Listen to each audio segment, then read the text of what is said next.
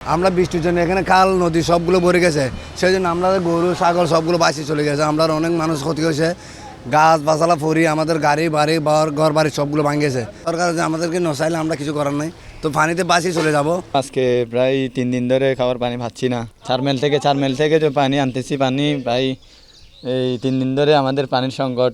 তারপর পানি বাড়তেছে, পানি অনেক ওই বাড়িতে ঢুকে গেছে। এখন আমাদের সমস্যা হচ্ছে খাবারের, শুকনা খাবার যদি আমরা পাই অন্তত পক্ষে মানুষ 2-1 দিন থাকতে পারবে, 2-1 দিন চলতে পারবে। এখন আমরা সরকারের কাছে উদারত আহ্বান জানাচ্ছি, আমাদের এই সমস্যাগুলো যাতে যারা প্রতিনিধি আছে ওরা যাতে একটু দেখে। আজকে 7 দিন পর্যন্ত আমাদের চলাফেরা রোডঘাট ডুবে গেছে। প্রশাসন থেকে এখন এলাকার মান্য ব্যক্তি গেছে, আমরা তো কোনো সহযোগিতা পাচ্ছি না। আর প্রশাসন থেকেও কিছু পাই নাই আমরা এখানে। কষ্ট মানে কি, অনেক কষ্ট। এখানে তো মনে করেন পানির জন্য তো বাইরে হতে পারছি না।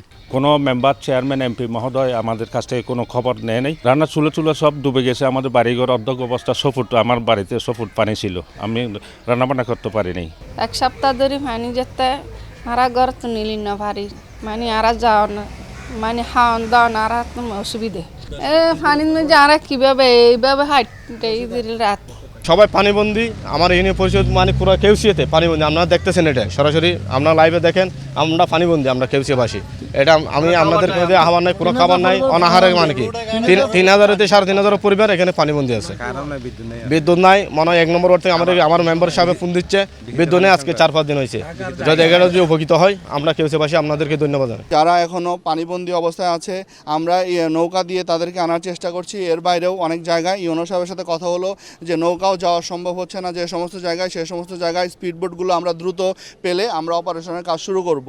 এবং আমরা অপারেশনের কাজ শুরু করলে তাদের জন্য আমাদের প্রায় 670টি আশ্রয়কেন্দ্র প্রস্তুত করা আছে।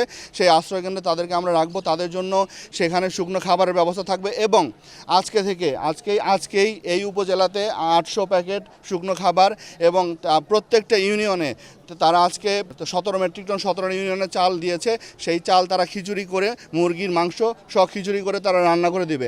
শুধু এটা আজকে এখানে শুরু হচ্ছে, আসলে অনেক উপজেলাতে আগে থেকেই আমরা কার্যক্রম শুরু করেছি।